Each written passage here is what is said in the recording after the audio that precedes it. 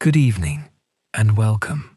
Before we begin, allow yourself to settle into the position that feels most comfortable.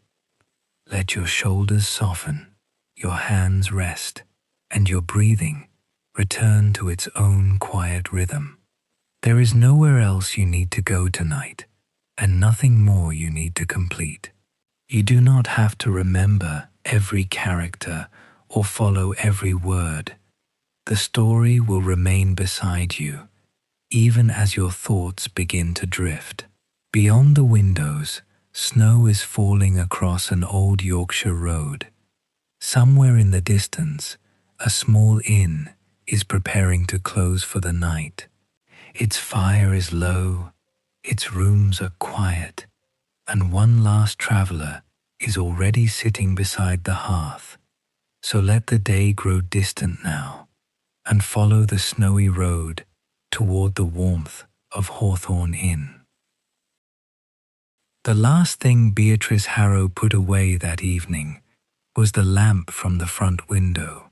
It had hung there for nearly 30 years, suspended from a black iron hook beyond the glass, where its small flame had once guided mail coaches through mist, rain, and the early darkness of winter. In those days, the road before Hawthorn Inn had seldom remained quiet for long. Wheels had rattled over the stones from morning until midnight.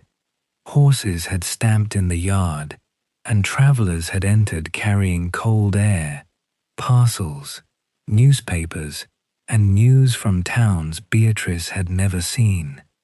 Now the road was quiet enough for grass to grow between its ruts in summer. The new railway passed several miles to the east, and most passengers preferred its warm carriages and reliable timetables to the slow journey across the Yorkshire moor. The winter mail coach, which had stopped at Hawthorn Inn for longer than anyone could remember, had recently been given another route.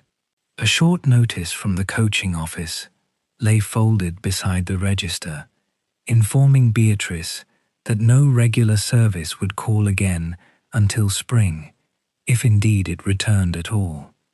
She had read the notice 3 times and placed it beneath the account book. There was no benefit, she had decided, in heating empty rooms.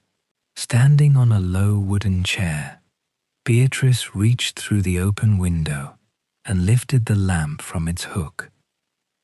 The evening air entered at once, cold and faintly damp, carrying the smell of stone and distant snow. She drew the lamp inside and closed the window firmly before examining it in the fading light.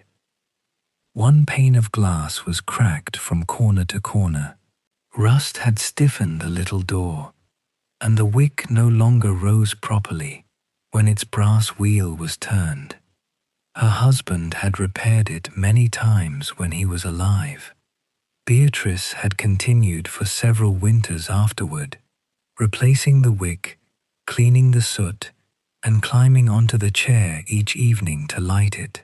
Gradually, however, the flame had become less dependable, while fewer people remained on the road to see it. She emptied the remaining oil into a brown bottle, wrapped the lamp in an old square of sacking, and lowered it into a wooden box. "That looks rather final," said Ambrose Finch from beside the fire. He was the only guest in the inn, and had arrived shortly after midday with a leather case full of clocks. His grey coat hung drying near the hearth, and a row of small tools lay upon the table beside him. The clock from the parlour wall rested across his knees with its wooden back removed. "Only until spring," Beatrice replied. Ambrose adjusted his spectacles. "Spring has a habit of arriving later than expected in these parts. Then the rooms may remain closed a little longer." Beatrice carried the box into the passage and placed it beneath the narrow table where old boots, Bent candlesticks and other things awaiting a decision tended to gather. She did not say that the lamp might never be hung again. There was no need to give every practical thought the weight of a declaration. She returned to her work. On the upper floor, the guest rooms smelled of beeswax, lavender, and the faint mineral cold of unused fireplaces. Beatrice moved through them in order, beginning with the room above the kitchen and finishing with the two that overlooked the road. She removed the water jugs, folded the counterpanes, and laid small bags of dried lavender between the sheets before carrying the linen to the cupboard. Beatrice worked without hurry. She had always found comfort in preparing things correctly, even when preparing them not to be used. At the end of the passage stood one door she did not open. Its brass handle was duller than the others, and no room number had ever been fixed upon it. A small key hung alone on the ring at Beatrice's waist. She touched it briefly while passing, less from intention than habit, then continued toward the linen cupboard. The room had belonged to her daughter Miriam. Beatrice preferred to think only that its window needed checking before the frost and its chimney in spring. Hinges, glass, and mortar were easier to consider than the reason its door remained closed. Downstairs, a soft chime sounded, followed by the patient clicking of the clock mechanism. "There," Ambrose called. It was not broken. It had simply grown accustomed to being slow. Beatrice returned with the final stack of folded linen. Ambrose had replaced the clock on the wall. Its hands now showed 6 minutes past 4, although the room beyond the window already seemed much later. The first snowflakes moved across the glass, thin and uncertain, vanishing when they touched the sill. "You have made it fast," she said. "I have made it accurate. The distinction is often unpopular." Beatrice allowed herself the smallest smile and carried the linen into the cupboard near the stairs. Hawthorn Inn had once required 3 maids and a stable boy. Now Beatrice managed most things alone. The unused room bells still hung above the passage, their brass surfaces dim and silent. She placed Ambrose's name on the final line of the open register. Beneath it, she drew a neat stroke across the page. When the ink had dried, she closed the book. "I hope you do not mean to shut me in with the furniture," Ambrose said. "Your room remains open, Mr. Finch. So does the kitchen, the parlor, and one staircase. That should be sufficient civilization for a single night. More than sufficient. I have spent nights with less." From his waistcoat pocket, he removed a silver watch and polished its face with the edge of his handkerchief. Unlike the clock on the wall, it made no sound. He looked at it for a moment, then returned it to his pocket without winding it. Beatrice noticed, but asked no question. An innkeeper learned that a guest might reveal more while warming wet gloves than after an hour of careful inquiry. It was wiser to keep the fire steady and let speech arrive in its own time. She went to the kitchen, where barley soup simmered quietly at the back of the range. There was enough for 2 generous bowls and a little left for morning. A loaf cooled beneath a cloth. Beside it stood half a cheese, 3 apples, and a jar of preserved onions. Simple provisions for a simple evening. Then, from outside, came the distant strike of an iron wheel against stone. Beatrice paused, with one hand on the bread knife. Ambrose lifted his head in the parlor. For several seconds there was only the wind. Then came the unmistakable rhythm of hooves, uneven but approaching. followed by the creak of a carriage moving under strain. Beatrice crossed to the front window and wiped a clear circle in the misted glass. Through the falling snow, 2 carriage lamps appeared upon the road. They moved slowly, dipping and rising behind the low stone wall. A dark vehicle followed, its roof and wheels already whitening. The driver leaned forward over the reins, urging the tired horses toward the yard. The coach turned beneath the painted sign of the Hawthorn branch and came to a halt before the door. Behind Beatrice, the covered chairs waited in the passage. The linen cupboard had been locked, and the keys to the upper rooms lay in their drawer. For a moment, she stood very still. Then she reached for the keys. The driver was the first to descend. He jumped from the box before the wheels had quite stopped turning and landed ankle-deep in the gathering snow. He was a young man, perhaps 23 or 24, with a narrow brown coat, a woolen scarf wound twice around his neck, and the reddened hands of someone who had been holding cold reins for several hours. Without pausing to knock, he went to the nearer horse and laid one hand against its steaming shoulder. Beatrice opened the door before he reached it. "The north road is blocked," he said. "An elm has come down beyond the 2nd milepost. I might have turned before the snow thickened, but the ditch has disappeared behind us. I will not risk the wheels on it now." He spoke with the apologetic firmness of a person who had already considered every alternative. Beatrice looked past him at the carriage. Snow had collected along its roof and on the leather straps above the lamps. The horses stood with lowered heads, their breath rising in white clouds. "Bring your passengers inside," she said. "Then take the team around to the stable." The young man nodded with visible relief and opened the carriage door. The first passenger to emerge was a woman in a dark green traveling coat.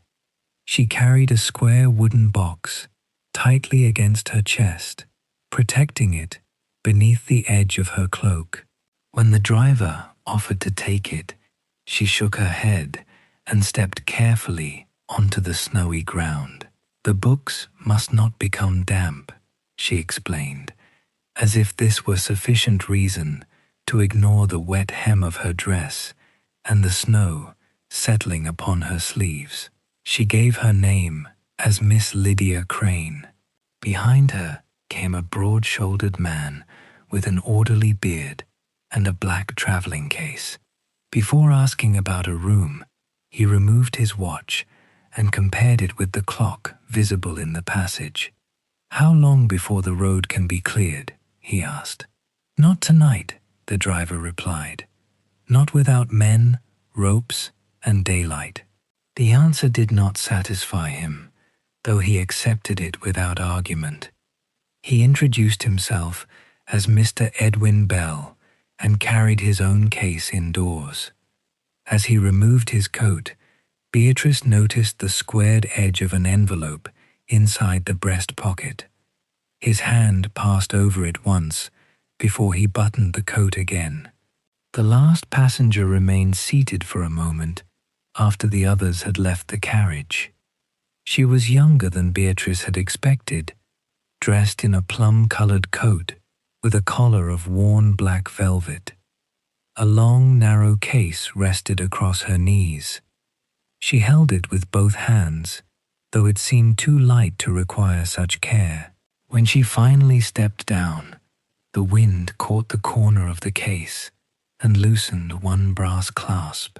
A few sheets of music showed inside before she closed it quickly. "Mrs. Florence Wren," she said when Beatrice asked her name. Ambrose had come into the passage and was holding the door against the wind. "You have found us on our final evening of abundance," he said. Mrs. Harrow was about to retire half the furniture Beatrice gave him a look that returned him to the practical matter of helping Edwin with the luggage. The driver introduced himself as Thomas Reed. He brought in 2 carpet bags, Lydia's small trunk, and Florence's music case, which she asked him to place beside the wall rather than near the parlor piano. Then he led the horses and carriage around the side of the inn, following a yard that was becoming less distinct with every passing minute. Beatrice stood beneath the silent row of room bells and considered the keys in her hand. The rooms above had been closed for less than an hour, yet reopening them felt curiously different from leaving them untouched. It required a reversal of intention. She unlocked the linen cupboard. Lydia followed her upstairs despite being asked to warm herself by the fire. Together they removed sheets and counterpanes from the shelves. Lydia worked quietly and efficiently, folding each corner beneath the mattresses with the ease of someone accustomed to arranging rooms that were not her own. "You have traveled far?" Beatrice asked. "Far enough for one day." Lydia smoothed the final crease. "I am expected at another household before the week is out." She offered nothing more, and Beatrice did not press her.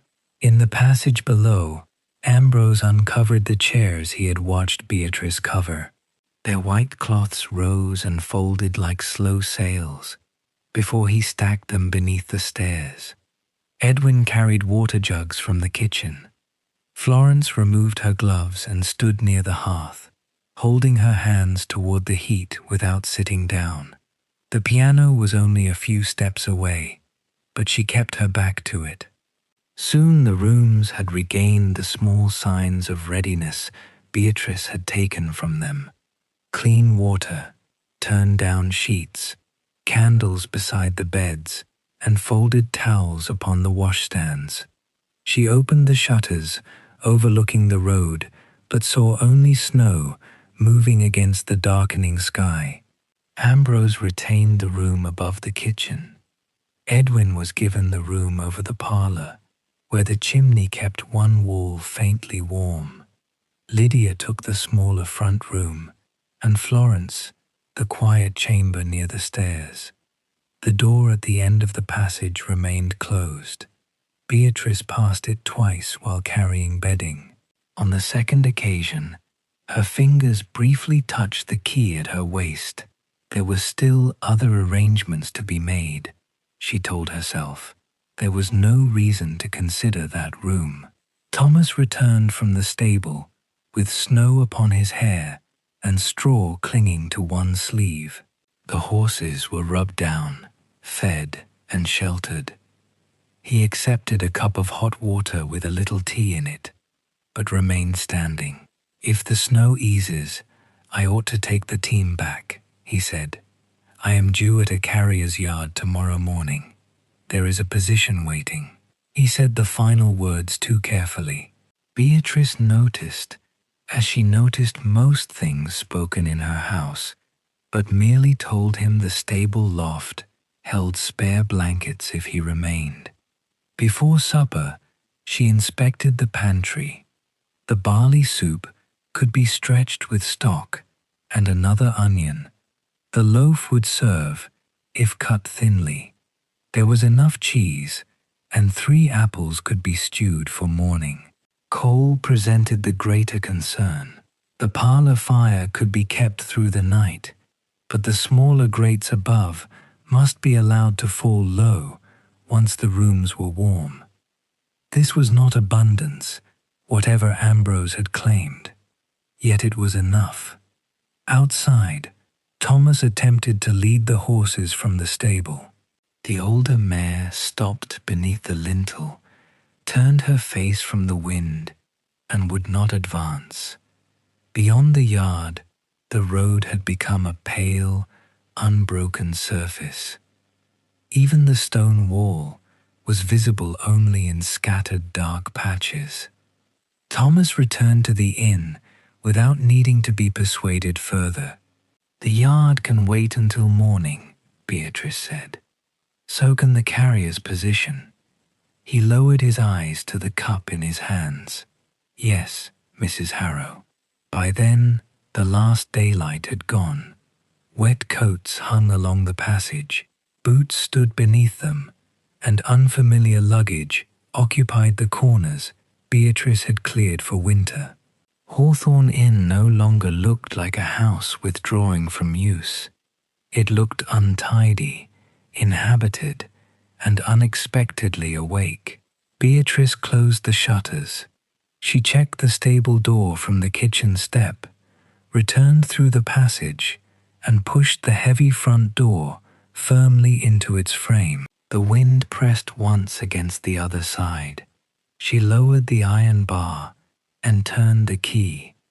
The instant she placed it upon its hook, 3 measured knocks sounded from the darkened porch. No one in the passage moved at first. The 3 knocks had not been loud. They were too measured to suggest a branch striking the wood, and too patient to belong to someone unaware that the inn had closed. After them came only the wind, pressing softly around the doorframe. Thomas set down his cup. Edwin turned from the fire. Beatrice looked at the iron bar she had lowered only a moment before. The pantry had already been counted. Every usable bedroom had been opened except one. The horses in the stable would need more oats if the road remained blocked, and the coal would not last indefinitely. These were ordinary facts, and Beatrice had always trusted ordinary facts to make decisions easier. The knocking came again. For one brief moment, she remembered another figure at that door many years earlier. Miriam, in a brown traveling cloak, one hand resting upon a small case, waiting through the last silence between them. Beatrice had believed there would be time to soften her words later. She had watched her daughter leave without calling her back. That memory did not answer the practical questions of beds, bread, and coal. It merely made them seem less important. Beatrice lifted the bar. Snow swept across the porch as the door opened. An elderly woman stood outside with one arm around the shoulders of a young girl. Both wore dark cloaks whitened from hood to hem. The woman carried a brass hand lantern whose flame had drawn down to a narrow blue point. Behind them, the road was no longer visible, only a moving whiteness beyond the shelter of the porch. "I beg your pardon for calling so late," the woman said. Her breath clouded between them. "Our trap has gone into the ditch below the western wall. The pony is secure, but my granddaughter has had enough of the weather." The girl did not appear frightened. She appeared cold, tired, and deeply offended by the snow that had found its way inside her boots. "Come in," Beatrice said. She took the girl's free hand and guided her across the threshold. Thomas closed the door while Edwin restored the bar. For a moment, the newcomers stood upon the mat, dripping quietly as the warmth of the inn gathered around them. The elderly woman introduced herself as Mrs. Ada Ellison, and the girl as her granddaughter Nell. Ada spoke clearly, but fatigue showed in the care with which she loosened the clasp of her cloak. Nell's fingers were too stiff to manage her own buttons. Lydia knelt without being asked and unfastened them.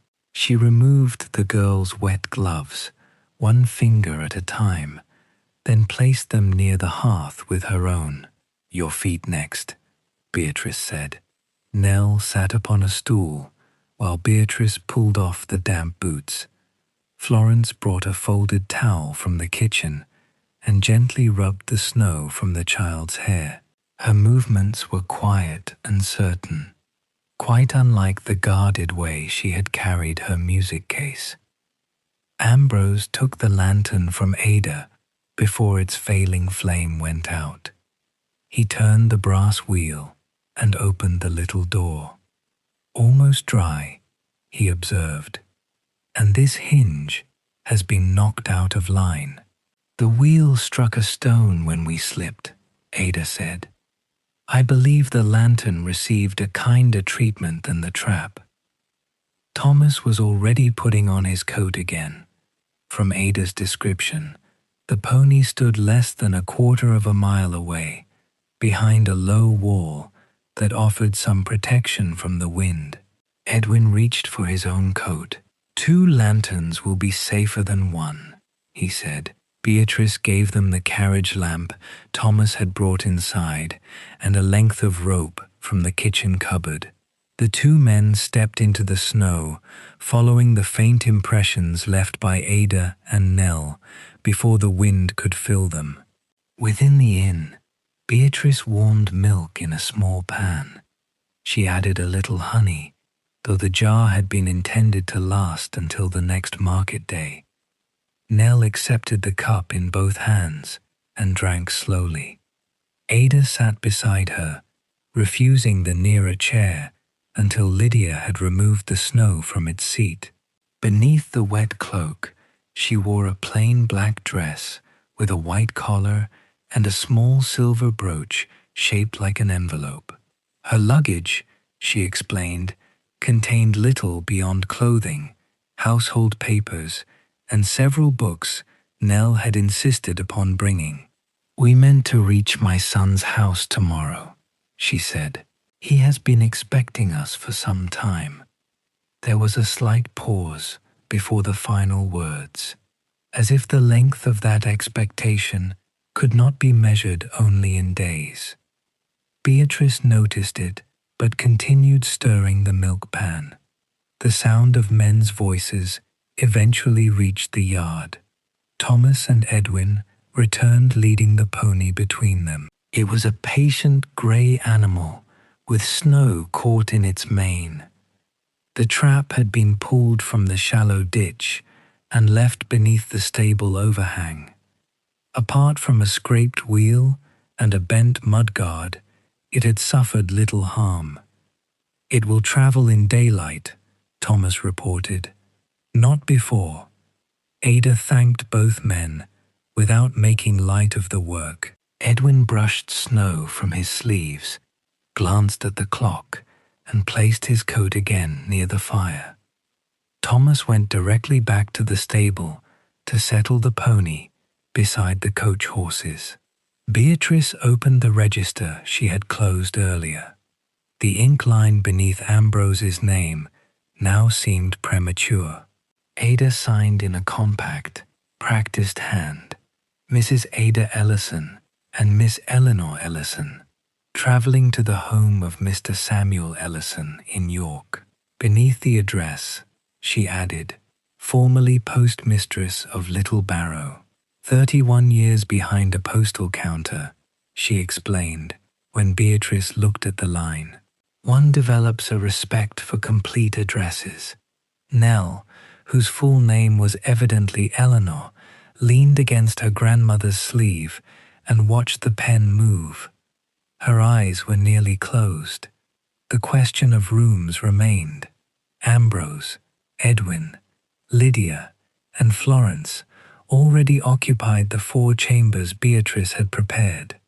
Thomas could sleep in the stable loft, though Beatrice suspected he would eventually choose the settle beside the kitchen range. Only her own room and the closed room at the end of the upper passage remained. The key at her waist seemed heavier when she thought of them together. "You and the child will take my room," Beatrice said. "It is behind the kitchen and holds warmth better than those upstairs."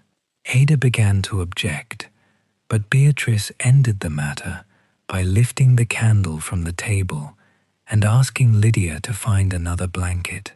She would rest in the parlor chair after the others retired. It would not be the first night she had done so while tending a fire. Her decision allowed the last door upstairs to remain closed. Ambrose set Ada's lantern on the table. He had straightened the bent hinge, but the reservoir still needed oil.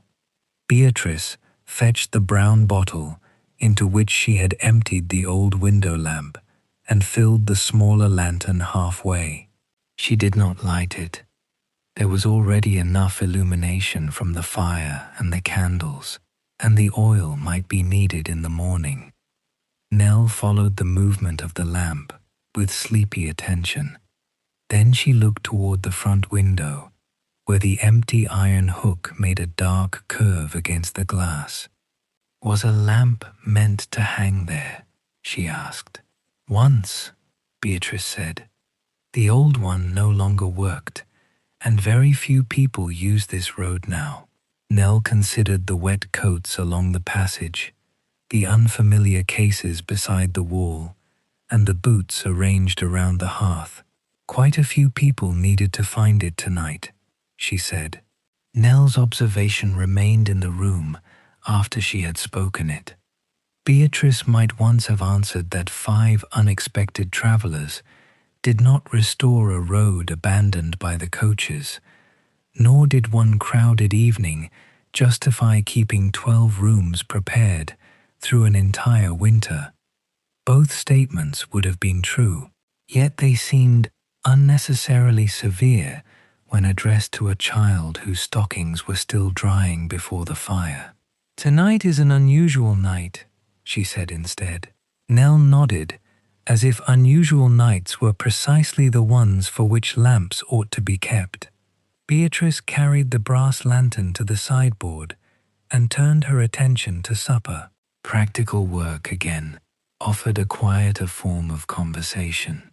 She added hot stock to the barley soup, sliced another onion into the pot, and seasoned it with thyme from a bundle hanging beside the range. The loaf was cut into thin pieces and laid before the fire until its edges became crisp. Florence peeled the 3 apples, while Lydia found the small crock of preserved fruit at the back of the pantry. Thomas returned from the stable in time to carry the soup tureen. He had brushed the snow from his hair, though a little straw remained caught near one shoulder. Edwin brought the bowls without being asked. Ambrose arranged spoons around the long table and claimed that no clockmaker could be trusted to place them evenly, after which Lydia quietly corrected the spacing. There were enough chairs, but not enough room around the table without bringing 2 from the parlor. By the time everyone had settled, coats hung along the passage, damp boots stood in rows upon old newspapers, and the windows had turned opaque with warmth. Beatrice served Nell first. The girl received a full bowl of soup, a slice of toast, and a small piece of cheese. When Beatrice reached Ada, the older woman requested less soup than the ladle already held. Lydia declined cheese. Edwin broke his toast in half before passing the plate onward. Florence said she had never cared greatly for stewed apples, though she had eaten nearly all of one while peeling them. No one mentioned what they were doing. By the time the dishes had traveled once around the table, Nell's supper was more generous than any other. She ate with the solemn concentration of a tired child. Ada watched her for a moment, then began her own soup without attempting to redistribute anything. At first, the talk concerned only the storm. Thomas described the fallen elm and the direction in which it lay. Edwin calculated that 6 men with ropes could move the smaller branches by midday. Ambrose suggested that the tree had probably been considering the matter for years and had merely chosen an inconvenient evening on which to fall. The warmth eased the formality among them. Lydia asked Ada about Little Barrow. the village named in the register. Ada described a place with one church, 2 wells, a baker who never wrote a return address, and a post office no larger than Beatrice's pantry. She had spent 31 years behind its counter. During that time, she had learned that letters possessed a curious ability to travel farther than the people who wrote them. One parcel, intended for a farm 3 miles away, had visited Durham and Newcastle before returning to Little Barrow with 4 additional labels. Another letter had been addressed only to Mrs. Green, beside the hill where the sheep turn. Did it arrive? Nell asked, although she had likely heard the story before. It did, Ada replied. The new postman failed. The old postman knew which hill the sheep preferred. Even Edwin smiled at that. Ada did not make the postal service sound romantic. She spoke of wet ink, missing house numbers, torn sacks, illegible names, and the patient work of asking one more question before declaring something undeliverable. Most lost letters, she said, had not gone very far astray. They had merely reached a place where no one yet knew what to do with them. Beatrice, seated nearest the kitchen door, lowered her eyes to her bowl. The wooden box above the parlor mantel was beyond her view, but she knew precisely where it stood. A sudden breath of wind descended the chimney. The fire bent forward, and a grey cloud of smoke rolled beneath the stone lintel. Nell coughed, chairs scraped back, and for a moment the quiet order of supper gave way to purposeful movement. Beatrice opened the narrow vent beside the hearth.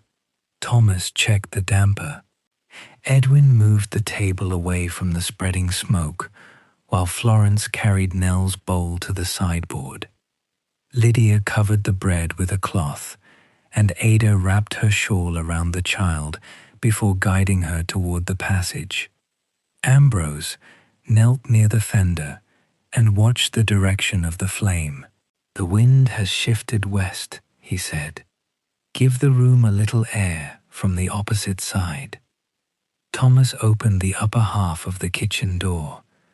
Cold air entered along the floor. The chimney drew again, and the smoke rose where it should. Nothing had broken. No one had been harmed. Within a few minutes, Lydia had wiped the soot from the table, and Florence had returned the bowls. The arrangement of the room, however, had changed. The long table now stood farther from the hearth.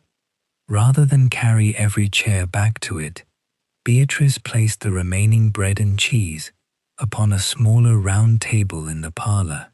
The guests followed with their bowls and formed an uneven circle around the fire. From her place near the kitchen door, Beatrice could see every face without turning. Only an hour earlier, she had imagined the same room reduced to 1 chair and 1 lamp.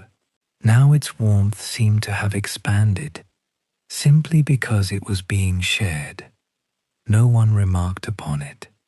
Edwin sat beside Thomas instead of opposite him. Lydia's chair stood near Ada and Nell. Florence found herself closer to the piano, though she still did not turn toward it. Ambrose occupied the place beneath the wall clock and looked up when its mechanism gave a soft, confident tick. "Still accurate?" Beatrice asked. He consulted the clock, then glanced toward Edwin, who had already drawn out his own watch. "To the minute," Edwin confirmed. Ambrose appeared pleased. "Warmth alters old mechanisms. One must allow for the expansion of the metal." The conversation settled into the quieter rhythm of people who no longer needed to invent a new subject whenever silence appeared. Spoons touched bowls, the logs shifted, Melted snow ran down the window in narrow threads, while fresh snow gathered outside. Nell finished her apple and leaned against Ada's arm. Her attention moved from the wall clock to the chain across Ambrose's waistcoat. He had drawn out his silver watch while speaking, but unlike Edwin's, it had made no contribution to the comparison of time. "May I hear that one?" she asked. Ambrose's fingers closed around the watch. For the first time that evening, his ready expression became still. He opened his palm and looked down at the silver case, worn smooth by years of handling. "I am afraid there is nothing to hear," he said. "Is it broken?" Ambrose turned the watch once between his fingers. Above him, the clock he had repaired continued its patient measure of the night. "No," he said at last. "It would run. I simply have not wound it for a very long time." Nell did not ask Ambrose why he had allowed the watch to stop. She simply waited, her head against Ada's sleeve, while the silver case rested in his palm. The fire cast a narrow line of light along its worn edge. There were no initials upon the back, and no ornament beyond a faint border of leaves. It was smaller than Edwin's watch, and had once been attached to a fine chain rather than the heavier one across Ambrose's waistcoat.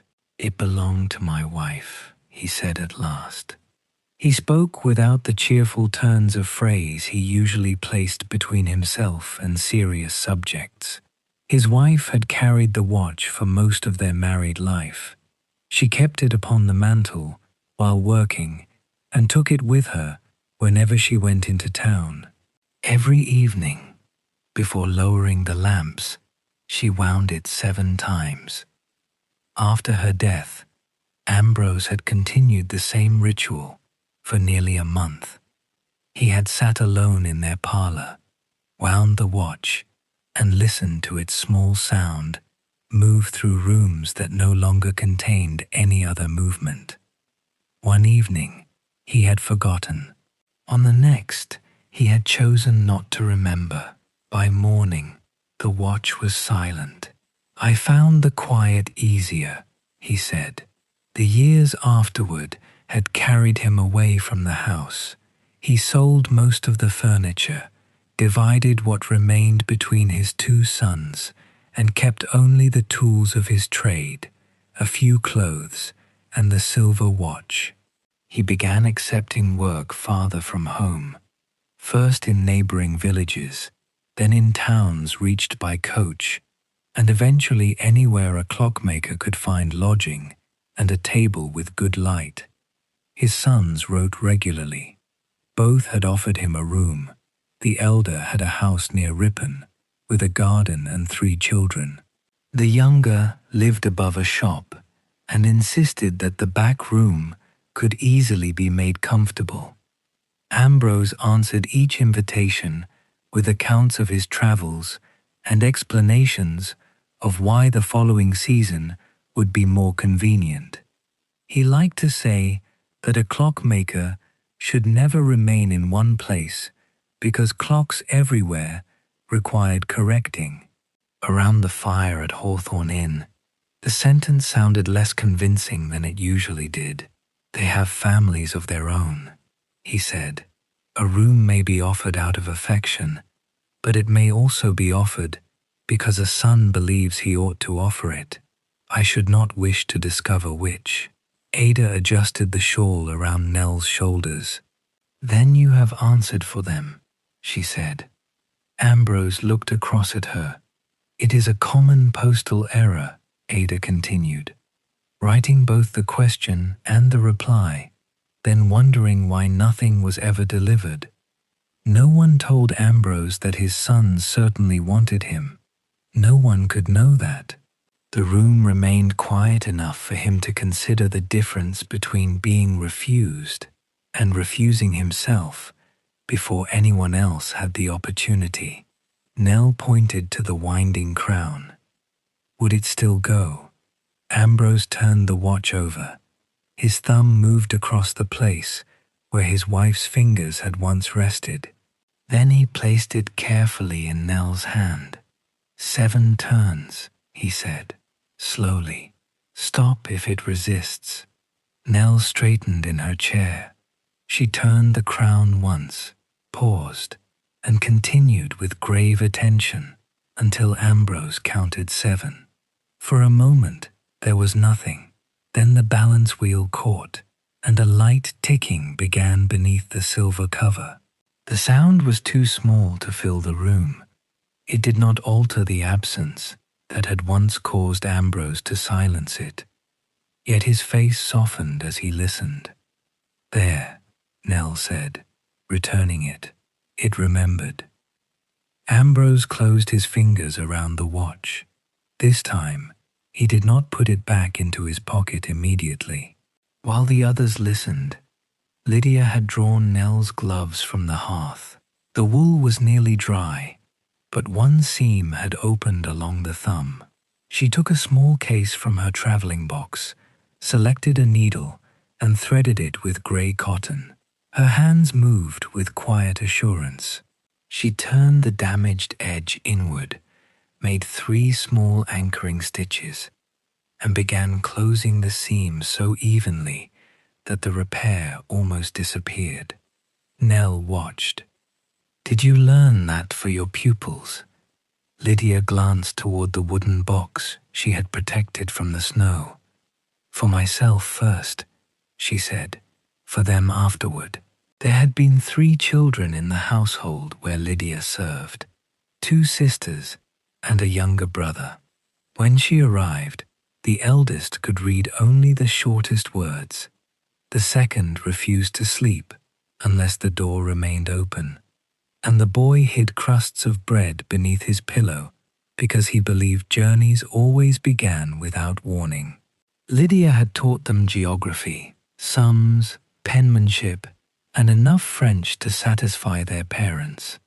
She had also cooled fevers, found lost buttons, repaired toys, remembered which child disliked the skin on warm milk, and invented endings to stories when the printed ones proved too sad. As the years passed, the girls required teachers with more specialized accomplishments.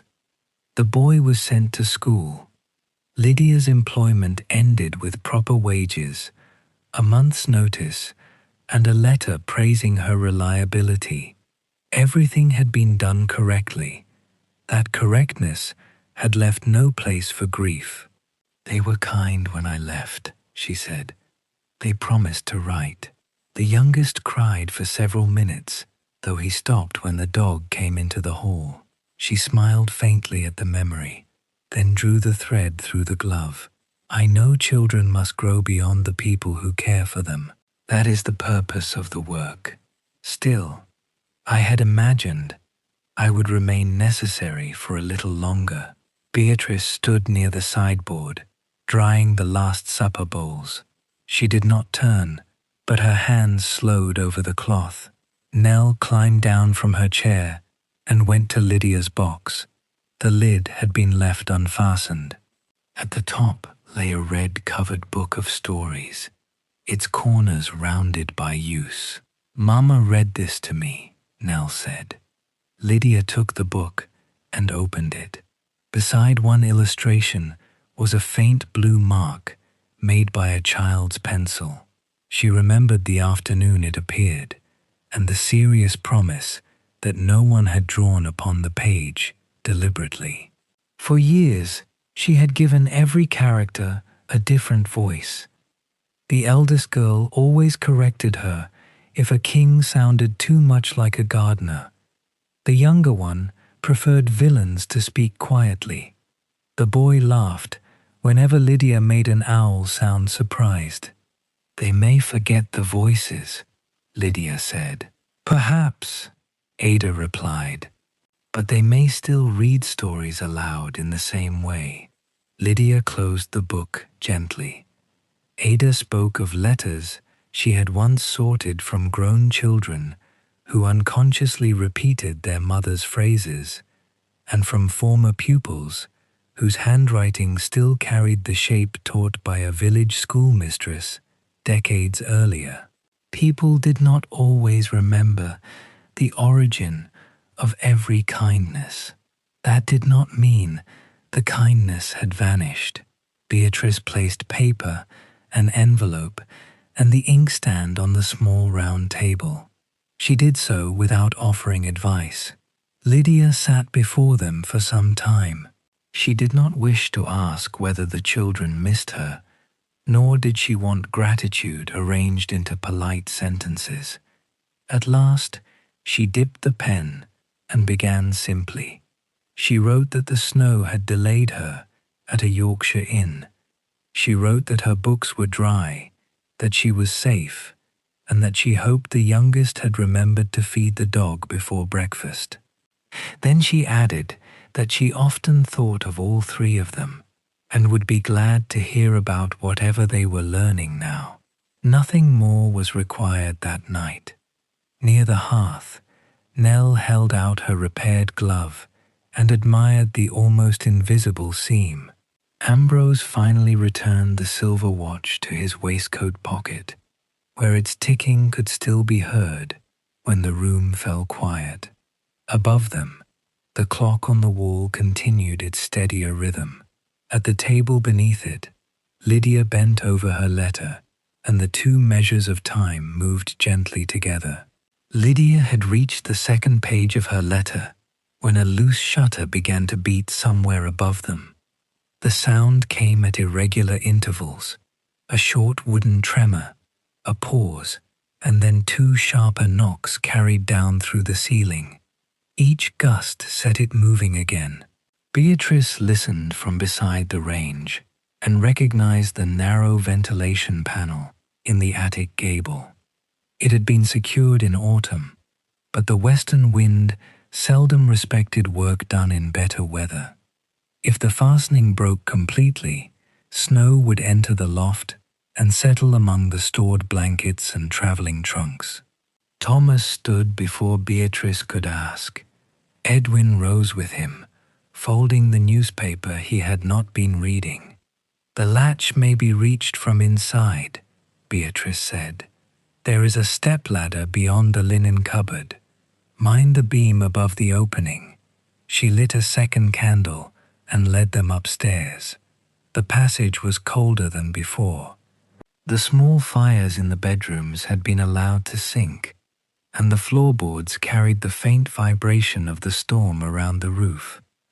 At the end of the corridor, the closed door to Miriam's room stood beyond the reach of the candlelight. Beatrice did not look toward it as she lowered the folding ladder from the wall. Thomas climbed first. He pushed open the attic hatch, and a breath of cold dust came down with the smell of old timber. Edwin followed more carefully. Beatrice handed up the candle and remained below, holding the ladder while their shadows moved across the sloping roof. The attic contained the long memory of Hawthorn Inn, broken chairs awaiting repair, coach blankets no longer needed, hat boxes left by travelers who had promised to send for them, and a wooden cradle that had not been brought downstairs in many years. Snow hissed against the tiles overhead. The loose panel stood behind a stack of empty portmanteaus. Each gust lifted one edge and struck it against the frame. Thomas moved the cases aside while Edwin held the candle away from their dusty leather. "The screw has drawn out," Thomas said. "A length of wire will hold until daylight." Beatrice directed him to a tin of old fittings near the chimney breast. Edwin knelt to lift it. As he did so, something slipped from inside his coat and landed upon the floorboards. It was the envelope Beatrice had noticed when he arrived. Thomas picked it up before the draft could carry it beneath a chest. The paper was thick but softened at the edges. A dark patch showed where Edwin's hand had repeatedly rested over it inside his pocket. "Yours, sir, Thomas said. Edwin accepted it and looked at the name written across the front. For a moment, the loose panel continued to strike the wall while he remained still. Then he placed the envelope upon an upturned box, helped Thomas draw wire through the latch, and twisted the ends until the shutter held firm. The attic became quiet, except for the snow brushing the roof. When they returned to the parlor, Edwin carried the letter in his hand. Lydia had put away her pen. Florence was feeding a narrow piece of wood into the fire, and Nell lay curled on the chair beside Ada, not fully asleep, but no longer interested in pretending otherwise. Ambrose looked toward Edwin's envelope, then lowered his gaze to the silver watch in his palm. Edwin sat at the small table. He placed the letter before him, with its address facing downward. No one asked about it. Perhaps that was why, after a while, he began to speak. He was traveling to a village beyond York, where his older brother lived. A message had reached him 3 days earlier, saying that his brother had been ill throughout the autumn and was now confined to bed. The illness was not described as immediately dangerous. Nevertheless, the wording had contained enough care to suggest that a delay would be unwise. The brothers had not spoken for 11 years. Their disagreement began after their father's death. The estate was modest, a stone house, several acres of pasture, and a narrow field beside the river. The older brother inherited the house, while Edwin received money and a smaller piece of land near the road. At first, Edwin believed the arrangement unfair. Then he discovered that the riverside field had been leased to a miller, making it more valuable than anyone had mentioned. He accused his brother of concealing the lease. His brother replied that Edwin had already received the larger share in money. The dispute moved from accounts to old grievances, as such disputes often did. Each man recalled sacrifices the other had failed to appreciate. Words spoken in their father's kitchen reached backward through childhood and gave new meanings to incidents that had once seemed forgotten. Edwin left before supper. Later, letters concerning the land passed through solicitors, but none passed directly between the brothers. Within a few years, the disputed field was damaged by flooding. The miller abandoned the lease, and its value became much smaller. By then, the land itself no longer mattered. What remained was the habit of not writing. "I have composed several letters," Edwin said. Most were explanations. He had written about the figures in their father's account book, the date of the lease, and the order in which the argument began. Each version attempted to apologize while still demonstrating that his anger had once been reasonable. The envelope on the table held a different letter. It contained no figures and no account of who had spoken first. Edwin had written only that he regretted the years of silence, that he was sorry for his part in beginning them, and that he hoped to visit if his brother permitted it. He had sealed the letter 2 weeks earlier and carried it past 4 post offices. "If he refuses to see me," Edwin said, "then at least, at present, I do not know it." Ada looked at the envelope without reaching for it. During her years at Little Barrow, she had seen letters sent in anger, affection, haste, fear, and duty. The post could carry paper faithfully, but it could not ensure the answer desired by the sender.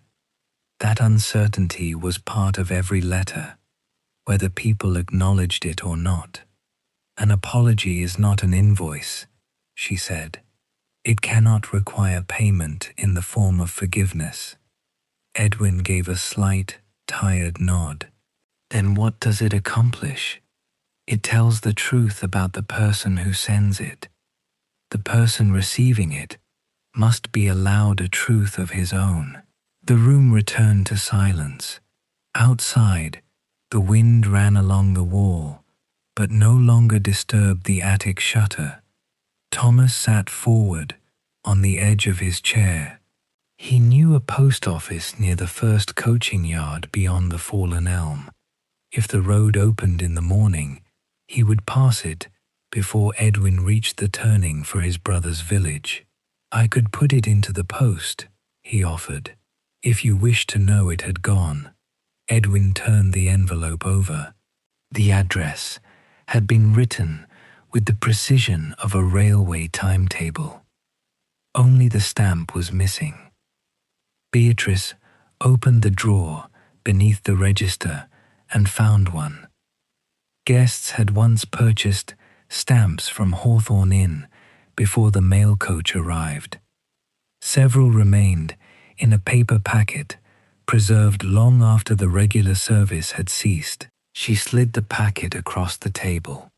Edwin chose a stamp, moistened it, and pressed it carefully into the upper corner. Then he wrote the date beneath the seal on the back. He did not hand the letter to Thomas yet. Morning might bring a blocked road, a delayed coach, or some other practical obstacle. But he no longer returned it to the inner pocket where it had traveled unseen. Instead, he placed it beside Lydia's unfinished letter on the small round table. 2 envelopes now waited there, one newly written to children who might not understand how greatly they were missed, and one addressed to a brother who might not be ready to forgive. Neither carried a promise of reply. Across the room, the fire settled lower. Above them, the repaired shutter held against the wind. Edwin removed his coat, folded it over the back of his chair, and left the letter where everyone could see it. The attic shutter had fallen quiet, but the wind found other ways to make itself heard. It moved beneath the eaves with a low, hollow sound, brushed loose snow against the windows, and occasionally pressed the branches of the hawthorn hedge against the outer wall. None of these noises was alarming. Together, however, they kept Nell from surrendering fully to sleep. She shifted beneath Ada's shawl, closed her eyes, opened them again, and tried a different corner of the chair. Ada smoothed the child's hair with a slow hand. "Your mother usually sings to you," she said. Nell nodded without lifting her head. "She knows the end of the song." "And you do not?" "Only the beginning."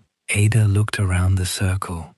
Her gaze rested upon Florence, though she did not mention the long music case leaning against the wall. "Mrs. Wren," she said, "would you happen to know a quiet song?"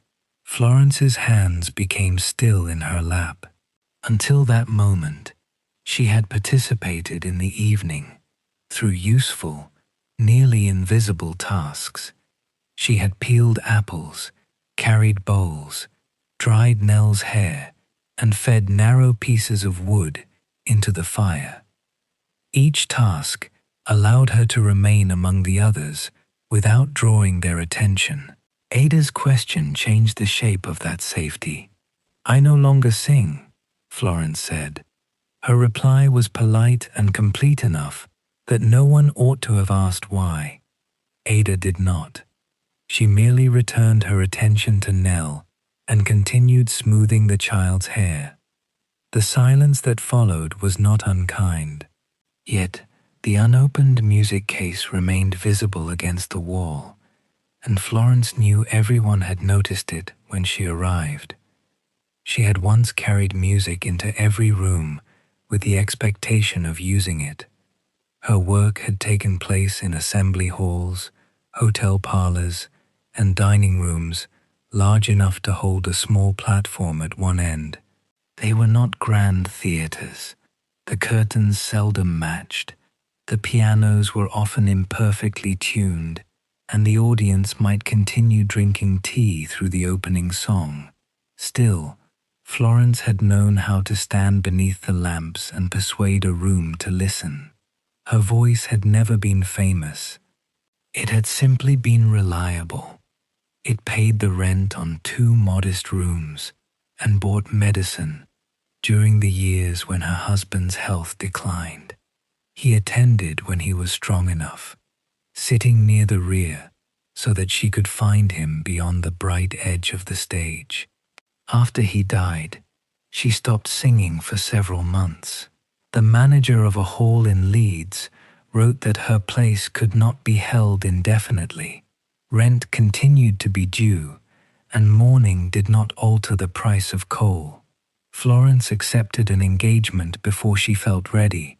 The room was full that evening. She remembered the heat of the lamps, the stiff black ribbon at her throat, and the accompanist's hands resting above the opening chord. The first song passed without difficulty. During the second, her breath caught upon an ordinary note she had sung hundreds of times. She tried again. The sound emerged thin and uncertain, then disappeared completely. No one laughed. The accompanist continued for several measures before allowing the music to close. The audience waited with the restrained sympathy of people embarrassed on behalf of a stranger. Someone brought water. The manager led Florence behind the curtain and told her not to trouble herself. It was the gentleness that remained with her. Had they been cruel, she might have blamed them. Their kindness left her alone with the belief that she had failed. Her voice returned in ordinary speech, but she did not test it in song. She sold 2 performance dresses, packed the music into its narrow case, and wrote to her sister. The journey interrupted by the storm was meant to end at a small house where the back bedroom had been made ready for her. Beside Ada, Nell began humming the only portion of the lullaby she remembered. 4 notes rose and fell, then began again. They were not perfectly in tune. Florence recognized them. "That is an old northern cradle song," she said. Nell stopped. "Do you know the next part?" Florence did. The melody had been among the first her own mother taught her. It required no high notes and no accompaniment. She could have spoken the words, but Nell was waiting for the shape of the tune rather than its meaning. No one moved toward the piano. No one adjusted a chair to face Florence. Edwin looked at the letter on the table. Lydia folded Nell's repaired gloves. Ambrose listened to the 2 clocks. Beatrice remained near the sideboard with one hand resting upon a clean bowl. They gave Florence the privacy of not becoming an audience. She drew a breath and sang the next line. The sound was smaller than the voice she remembered. It carried a trace of roughness and trembled at the end of the phrase. Florence stopped before the following line, feeling the familiar instinct to judge what had emerged. Nell, who possessed no memory of Florence's former voice, simply waited. Florence continued. The song described a quiet house after evening. The sheep settled beyond the wall, and a small bird sheltering beneath a roof of leaves. Its melody moved within a narrow range, returning often to the same resting note. There was nowhere in it for a singer to display skill, and nowhere to hide a lack of it. At the second verse, Lydia joined so softly that her voice seemed part of the fire. She knew only some of the words and left spaces where she did not. Ambrose tapped the rhythm once against the wooden arm of his chair, then allowed his hand to rest. Florence did not sing more loudly. She no longer needed to reach the back of a hall. The distance from her chair to Nell was scarcely 6 feet. By the final verse, the child's eyes were closed. Ada's hand continued moving through her hair, though more slowly now. The wind remained outside, traveling over the roof and onward across the moor. Florence reached the last note. It was not perfectly clear. Her breath thinned before the sound had entirely finished, and the note faded rather than resolved. Nothing in the room was damaged by this imperfection. Nell did not wake. The clocks continued. The fire settled around a new piece of coal. No one applauded. For several moments, no one spoke at all. In the halls where Florence had once worked, silence after a song had meant that an audience was deciding what it had heard. This silence asked nothing from her. It allowed the song to remain a small thing given to one tired child. Florence rose and crossed to the long case. She opened both brass clasps without attempting to conceal its contents. Inside lay sheets of music tied with faded ribbon, a pair of gloves, and a program folded around a dried sprig of lavender. She selected the cradle song and carried it to the piano. The instrument remained closed, but she placed the music upon its stand. She was not promising to perform again. She did not know whether her old strength would return, nor whether she wanted the same life if it did. The future did not need to be decided beside a snowbound road in the middle of the night. For the present, it was enough that one song had reached its end. Florence returned to her chair. Ada looked at her and inclined her head, offering neither praise nor reassurance. Florence was grateful for both omissions. Near the fire, Nell slept beneath the borrowed shawl. Her breathing had found the quiet measure of the lullaby, and the room arranged its silence around her. After Nell had fallen asleep, the room grew quieter without becoming ready for bed. Lydia folded her letter and left it unsealed so that she might read it again in the morning. Edwin's envelope remained beside it, stamped and addressed. Florence sat near the closed piano, looking occasionally at the music she had placed upon its stand. Ambrose held one hand over his waistcoat pocket, as if reassuring himself that the watch inside had not stopped again. Thomas was the only person who seemed unable to rest. He checked the front door, examined the weather through the narrow pane, and added a small piece of coal to the fire after first looking toward Beatrice for permission. Then he remembered the horses and announced that he ought to see whether the grey pony had settled among the larger coach team. Beatrice had already intended to make the same visit. She took 2 old blankets from the passage cupboard, filled a pail with warm water, and followed him through the kitchen. The yard door resisted the snow gathered against its lower edge. Thomas leaned his shoulder into it until a narrow opening appeared. They stepped outside and pulled the door closed behind them. The storm had softened every familiar outline. The stable roof, the stone wall, and the pump were visible only as darker shapes within the white air.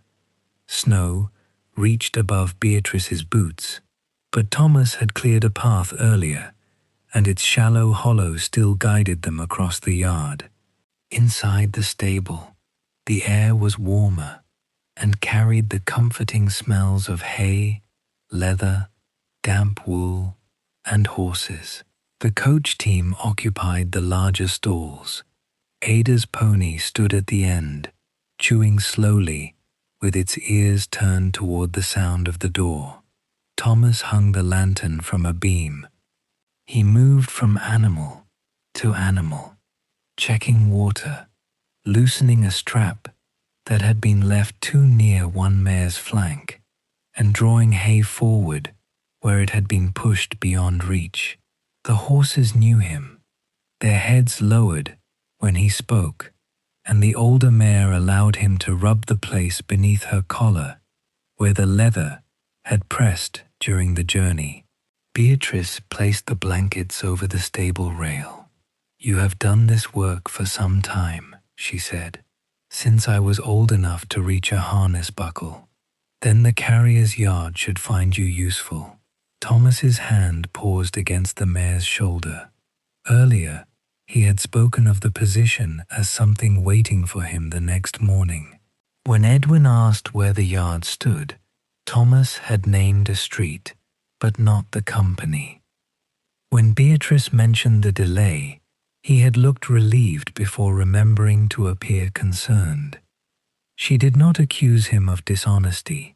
She lifted the pail and filled the pony's smaller bucket. "Which carrier is it?" she asked. Thomas gathered loose straw into a pile with his boot.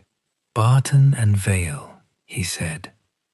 Then, after a moment, "At least, it was Barton and Vale when I applied." Beatrice waited. The pony drank. Snow whispered against the stable door. Thomas moved to the harness hooks and began arranging reins that were already properly arranged. "They have not taken me on," he said at last. The truth, once begun, required fewer words than the story he had been maintaining.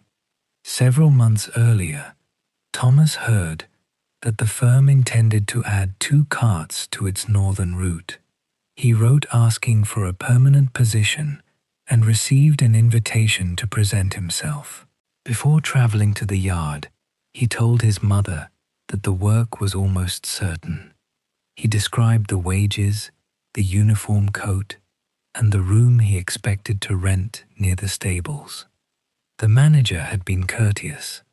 Thomas handled horses well, but the company wanted a man with experience, keeping accounts, and supervising overnight freight. They chose someone older. Thomas left the office, carrying a formal refusal, and no idea how to explain it at home. He accepted a temporary driving assignment for a week, then another. In letters to his mother, he said the permanent work had been delayed while the company prepared its new carts. When winter came, he wrote that the routes were being reorganized. Each explanation purchased a little more time and made the eventual truth harder to deliver. "She has told the neighbors," he said. "My aunt has given her a new coat because she believes I shall repay her after my first month. They are waiting for me to become the person I said I was."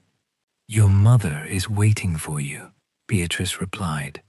"The rest is decoration." Thomas gave a brief, uncertain laugh, but his eyes remained lowered. He did not fear anger. His mother had endured failed harvests, unpaid bills, and the early death of his father without wasting much strength on anger. What Thomas feared was the moment her expression softened and she told him the failure did not matter. He had mistaken disappointment for something easier to bear than pity. Beatrice understood the desire to postpone a difficult homecoming until one could return with better evidence.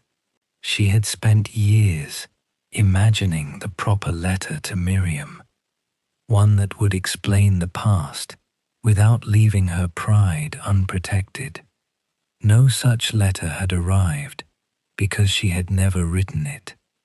"A road you invent may carry you for a while," she said, "but it cannot bring you home."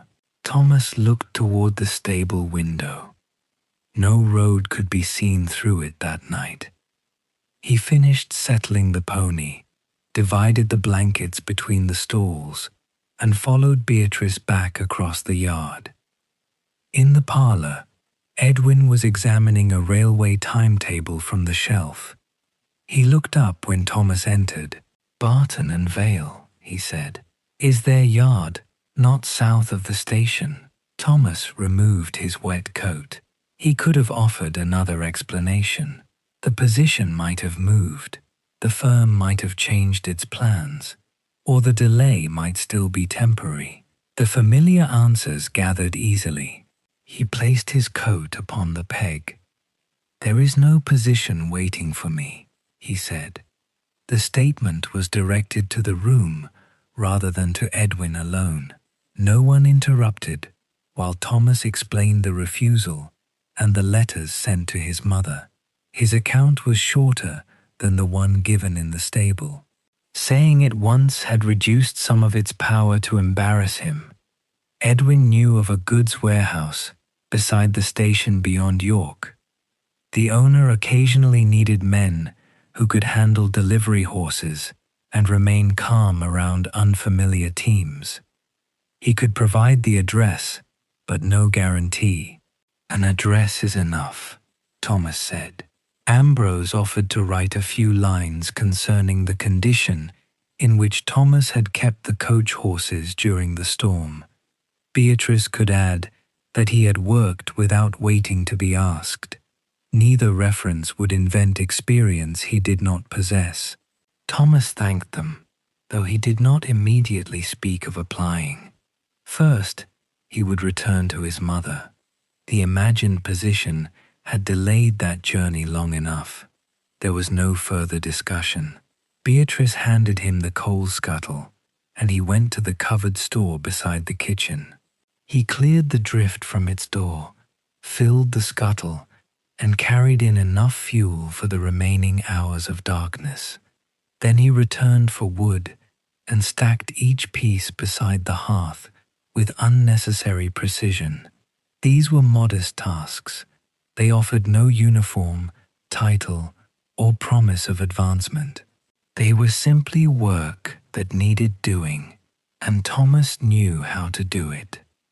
For the first time since arriving, his movements no longer seemed hurried by a place he ought to be. The storm had taken tomorrow from him, leaving only the honest work of tonight. As he passed through the parlour with the final armful, Beatrice's gaze followed him toward the fire. Above the mantel stood the wooden box containing Miriam's letters. All evening, other people had taken unfinished things from pockets, cases, and travelling boxes. Beatrice looked at the box and wondered how much longer she intended to leave hers closed. The wooden box had stood above the mantel for so long that its outline remained upon the wall after Beatrice lifted it down. A narrow strip of unfaded paper showed where the box had protected the old wallpaper from years of firelight and dust. Beatrice noticed this small difference before she noticed the weight in her hands. It was easier, for another moment, to think about wallpaper. She carried the box to the round table. Lydia's letter and Edwin's envelope lay at one side. Beatrice placed the box beside them and took the key from a small loop hidden inside her collar. Unlike the room key at her waist, this one was light enough to have been forgotten by anyone except the person wearing it. The lock opened without resistance.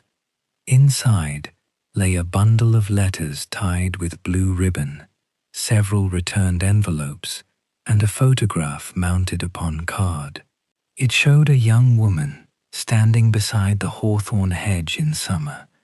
Her hair was pinned beneath a straw hat, and one hand rested against the signpost at the edge of the yard. She was not smiling in the formal manner expected by photographers. Her mouth had moved at the wrong moment, leaving the impression that she had been about to speak. Beatrice set the photograph face down. "My daughter," she said. No one expressed surprise. The closed room, the solitary key, and Beatrice's attention to other people's letters had already suggested the presence of a story she had not told. Miriam had grown up at Hawthorn Inn. As a child, she knew the names of the coach horses and could identify regular travelers by the sound of their footsteps in the passage. She carried breakfast trays before she was tall enough to see over them and learned to read from newspapers left behind in the parlor. When she was 22, a traveling printer named Jonathan Vale stayed at the inn while repairing a press in the neighboring town. His work took him wherever a newspaper, chapel, or bookseller required assistance. He possessed no property beyond his tools and no plan to remain in one county for long. Miriam wished to marry him. Beatrice had believed her objections sensible. A woman could not establish a secure household by following printing work from town to town. Rooms rented by the month were not a home. Promises made by a young man beside a summer hedge could not be relied upon through illness, debt, and winter. What began as concern became insistence. The more calmly Miriam defended her choice, the more severely Beatrice described its dangers. Neither woman was accustomed to yielding once a practical matter had been decided. On the morning Miriam left, her case stood by the front door. She asked whether her room would remain hers if she needed to return. Beatrice had answered that a person could not step outside a household and expect everything within it to wait unchanged. The sentence had been intended to make Miriam reconsider. Instead, it gave her something definite to leave. She wrote from the first room she and Jonathan rented.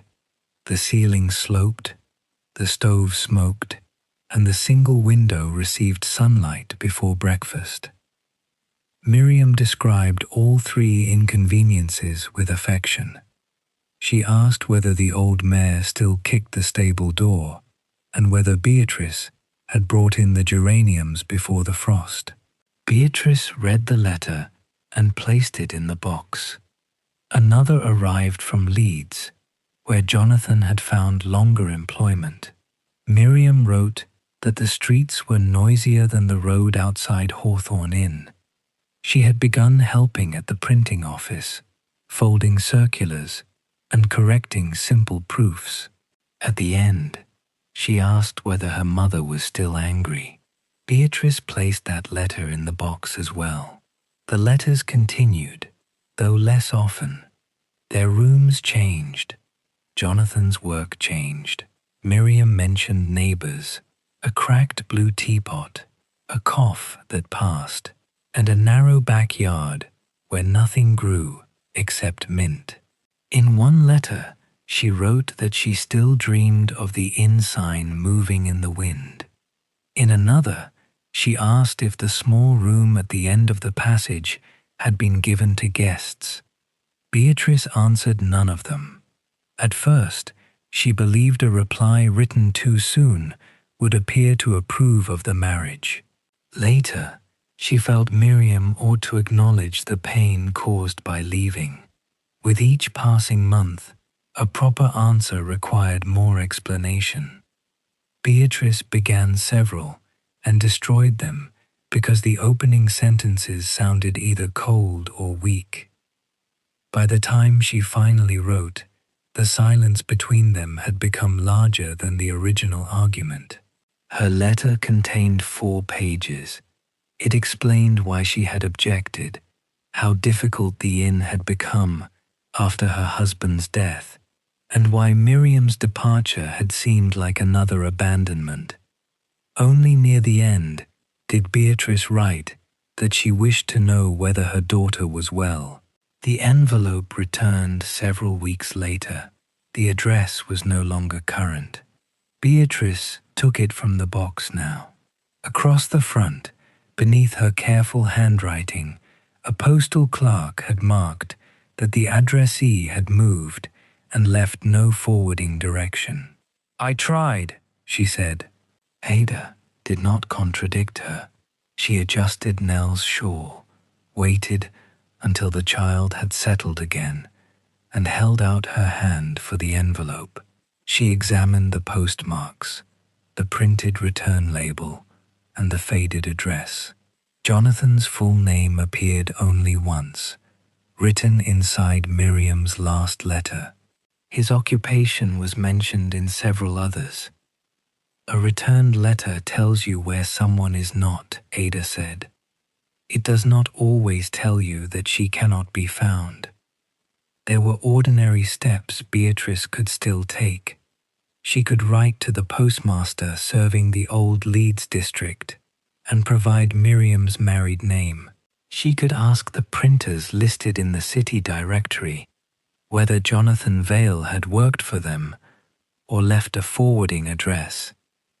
The returned letter office might hold nothing useful after so much time, but an inquiry could still be made. Notices could be sent to trade papers read by printers in nearby towns. Ada described each possibility without presenting it as a guarantee. Records were incomplete. Families moved without notice. Names were misspelled. Some questions received no reply. Yet none of these uncertainties made continued silence more sensible. Ambrose found fresh paper in his case.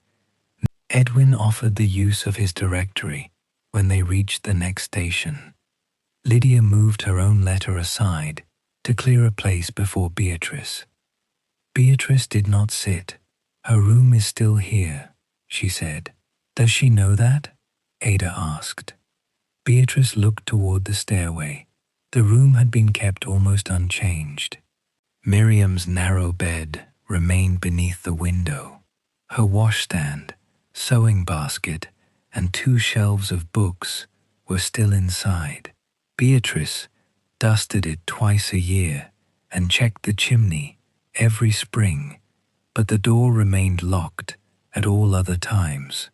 She had considered this preservation a form of faithfulness.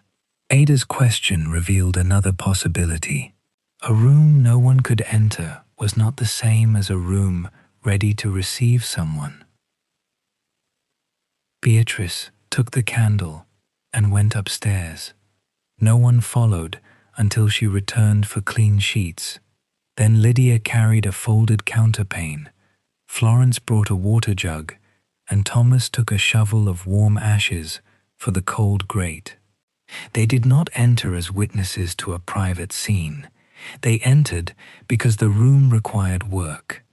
The air inside smelled of closed wood and lavender long faded. Frost had formed a fine border along the lower window pane. Beatrice opened the curtains, and the snow outside gave the room a pale, reflected light. She removed the dust cover from the washstand. Lydia stripped the bed and laid fresh linen. Florence filled the jug. Thomas placed the warm ashes beneath kindling and waited until a modest flame held in the grate. On the shelf stood 3 books, a china bird with 1 chipped wing and an empty glass vase. Beatrice wiped the vase and filled it with 2 evergreen sprigs from the arrangement downstairs. Nothing had been repaired between mother and daughter. Miriam did not know the room was open. She might never receive the letter Beatrice had not yet written, and receiving it would not oblige her to return. Still, the room was no longer being asked to remain unchanged.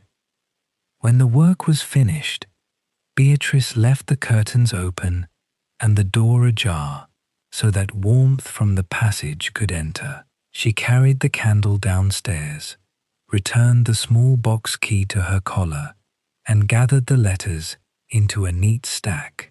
The room key remained in her hand. Instead of fastening it again to the ring at her waist, Beatrice slipped it into the pocket of her apron, where it rested without turning any lock. When Beatrice returned to the parlor, The room seemed altered by the open door above it. Nothing downstairs had moved. The chairs still formed their uneven circle. The two letters remained upon the table, and Ada's brass lantern stood on the sideboard. Yet a faint current of warmer air now travelled along the upper passage and into Miriam's room. Beatrice could feel the difference each time she passed the foot of the stairs. She went to the pantry and brought out the last jug of cider. It was not enough for full cups, but she warmed it in a saucepan with water, a strip of orange peel, and 2 cloves saved from the previous winter. The fragrance entered the parlour before she did. Thomas found the small cups. Sir Lydia woke Nell gently enough for the child to drink a little before being taken to bed. For a while, the guests occupied themselves with the quiet completion of small matters. Lydia read her letter once more. She removed a sentence that asked whether the children missed her, then sealed the envelope without replacing it. Edwin wrote the address of the goods warehouse for Thomas on the back of an old bill. Beneath it, Ambrose added his own address and offered to send a formal reference once he reached a town with a reliable post.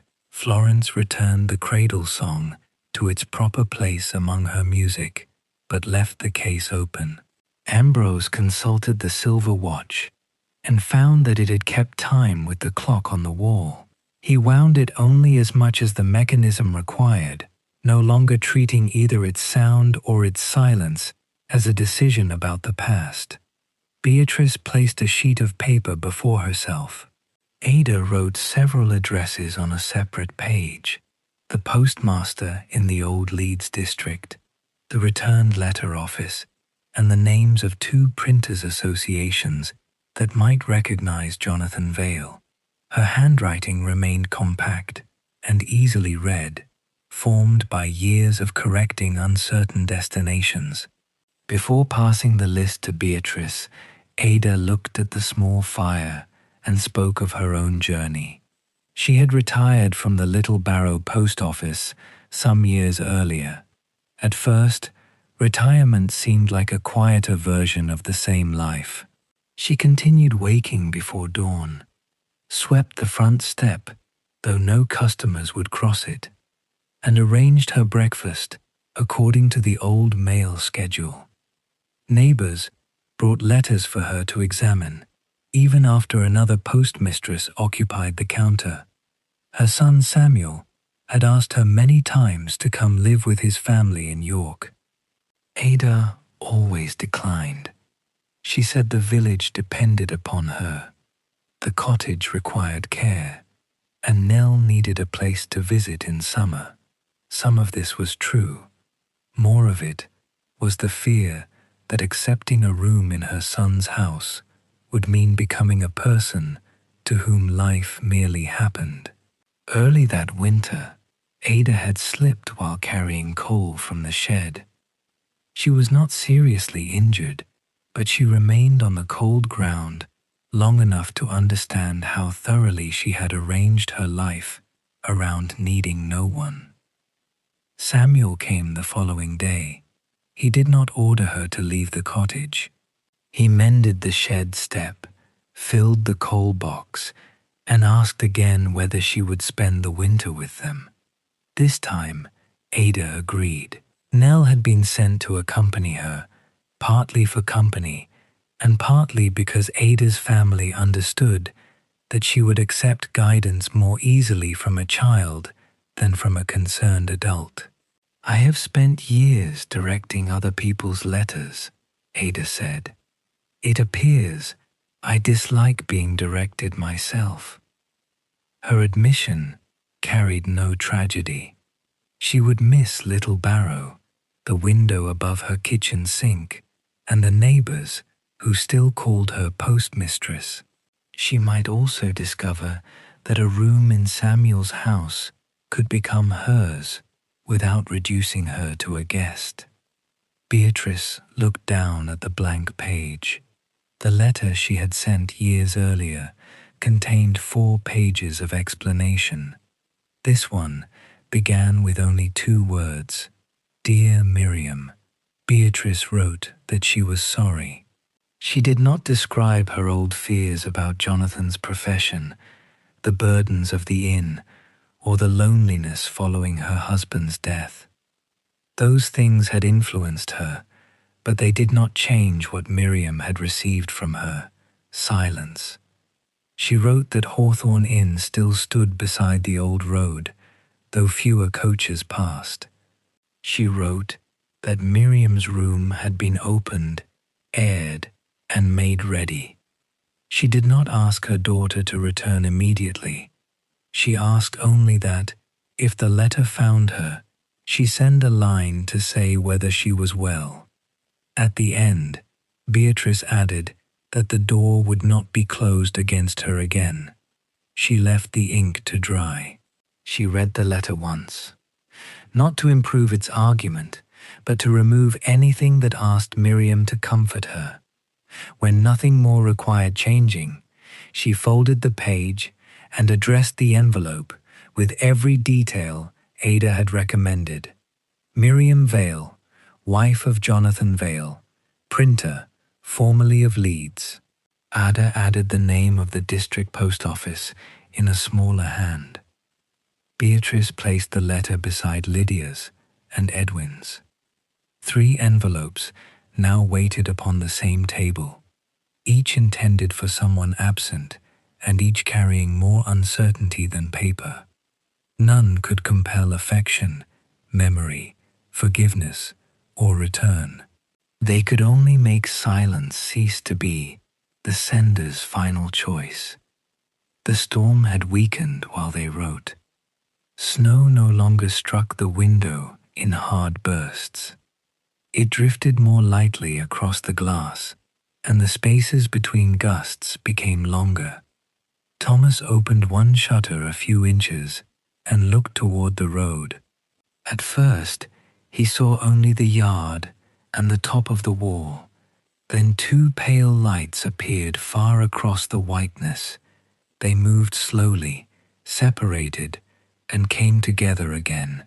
Roadmen, Edwin said after joining him, or men from the village looking for the coach.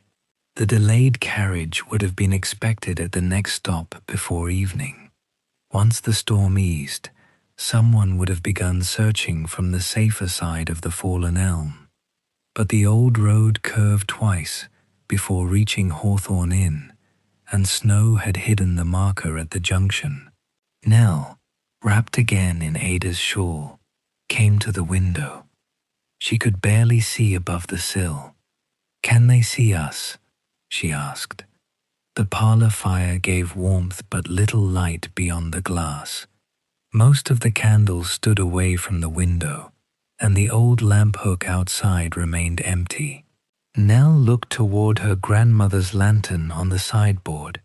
This time, no one needed her to explain. Ambrose carried the lantern to the table. He had already straightened its bent door, but the hinge pin remained loose. From his case, he selected a narrow brass pin, filed one end, and pressed it into place. Edwin cleaned the soot from the glass with a corner of newspaper. Beatrice filled the reservoir from the brown oil bottle until it held enough for the rest of the night. Lydia cut a thin strip from the frayed edge of an old cleaning cloth and tied the latch so the wind could not shake it open. Thomas tested the iron hook beyond the window, tightening the screw that held it to the frame. Their work required no great skill from any one person. It was completed through several pairs of hands, each finding one small thing that could be done. Beatrice lit the wick. The flame rose unevenly at first, then settled after Ambrose adjusted the wheel. Thomas opened the window. Snow entered upon the sill while he reached out and hung the lantern on the old hook. When the window closed, the brass lamp remained beyond the glass, moving slightly in the wind. Its light fell over the porch, the buried edge of the road, and the hawthorn hedge bowed beneath snow. Inside, its reflection appeared upon the dark pane, like a second lamp suspended within the room. The empty hook was no longer visible, and the entrance of Hawthorn Inn looked inhabited from both sides of the glass. Florence began the cradle song again, scarcely louder than the ticking clocks. Lydia joined for the lines she remembered. Ada lifted Nell into her arms, though the child continued watching the distant lights over her grandmother's shoulder. For several minutes, nothing outside changed. Then one of the lights stopped. The second joined it. After a pause, both turned from their former direction and began moving slowly toward Hawthorn Inn. The lantern had not cleared the road or shortened the distance. It had simply shown the men where the old turning remained beneath the snow. The two lights reached Hawthorn Inn before the wall clock marked another half hour. Thomas opened the door to 3 roadmen carrying shovels, ropes, and hooded lamps. Snow covered their coats to the knees. They had come from the next village after the delayed coach failed to arrive, following the old road as far as its buried junction. For some time, they had been uncertain whether they had passed the turning. The lamp in Hawthorn Inn's window gave them a fixed point toward which to work. Beatrice served what remained of the warm cider. The men stood near the passage rather than removing their boots, and explained that the fallen elm could not be moved whole. They had begun cutting its upper branches and expected to clear a narrow route by morning. A mail coach would then travel slowly toward York, collecting delayed passengers where possible. After drinking, they returned to their work. Thomas closed the door behind them, but Beatrice did not take the lantern down. Its flame remained beyond the glass, while the roadmen's smaller lights moved back across the snow. Only then did the inn settle toward sleep. Ada carried Nell to Beatrice's room. Lydia and Florence went upstairs with candles, followed by Edwin and Ambrose. Thomas chose the kitchen settle rather than the stable loft. Beatrice remained in the parlor chair, a blanket over her knees, and Miriam's letter on the table beside her. The final sound she noticed was not the wind. It was the faint scrape of distant shovels, advancing and retreating in a slow rhythm beyond the wall. When Beatrice woke, grey morning had entered the room. The fire had fallen to a bed of red coals. The candles were out, and the windows no longer reflected the interior. Beyond them lay a pale landscape shaped by snow, rounded walls, softened hedges, and the shallow trench the roadmen had cut through the yard. The lantern was still burning. Its flame looked smaller in daylight, but remained steady behind the clean glass. Hawthorn Inn woke one room at a time. The traces of the night remained everywhere. Cups stood drying beside the sink. Soot marked the cloth Lydia had used, and wet coats had left dark shapes on the passage wall. 3 letters waited together upon the table. Above, the door of Miriam's room remained open, allowing a narrow strip of daylight to cross the floorboards. Beatrice had expected the inn to look disorderly after housing so many people without preparation. Instead, it looked as though its unused rooms and objects had remembered their purposes. Thomas came first from the kitchen, carrying the blanket he had folded before sleeping. He rebuilt the fire and went to the stable. Lydia descended, with her hair neatly arranged, but her dress still creased from travel.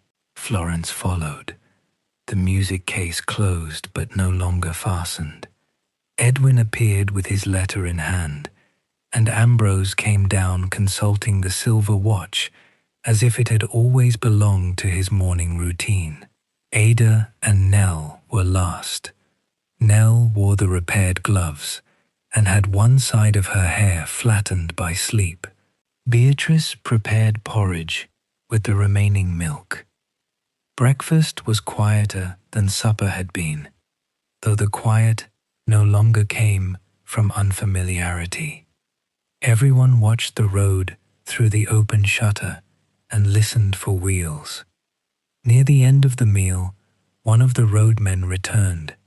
The elm's smaller branches had been removed, and the trunk had been rolled far enough for a single vehicle to pass. The road beyond remained difficult, but the mail coach was expected before noon. Ada decided to continue upon it. Her pony trap had survived the ditch, but one wheel required attention, and the road was too deep for its narrow tires. Thomas moved it from the stable overhang into the covered coach shed, where it could remain until Ada's son sent someone to collect it. The grey pony would stay with the trap for the morning, then be led to a nearby farm if the weather delayed Samuel's arrival. Beatrice prepared Ada's account at the desk. She included the room, the stable space, and the oats used by the pony. She did not charge for the additional oil, the warm milk, or the food shared after Ada arrived. Ada examined the figures and paid without argument. Then she placed several more coins beside the register. "For the lamp oil," she said. Beatrice pushed them back. "The lamp served the inn as much as it served you." Ada looked toward the window. "Then perhaps the inn should keep the lamp." Beatrice thought she meant only for the remainder of the storm. Ada explained that Samuel's house contained more lanterns than anyone reasonably needed, while the brass one had always belonged to her old pony trap. She would be traveling in daylight and would not require it again before reaching York. "Besides," Ada said, "Mr. Finch has repaired it better than it was before." Ambrose accepted this judgment with a modest inclination of his head. Beatrice did not immediately agree. The lantern was serviceable, made of good brass, and worth more than one night's lodging. Ada reminded her that refusing every gift could become as prideful as refusing every invitation. That ended the objection. Before the mail coach arrived, Ada wrote her son's York address beneath her entry in the register. She added the address of the current postmistress at Little Barrow and asked Beatrice to send word if the search for Miriam required assistance. Nell sat at the round table with a scrap of paper. Lydia helped her rule a straight line, though the letters themselves remained large and uneven.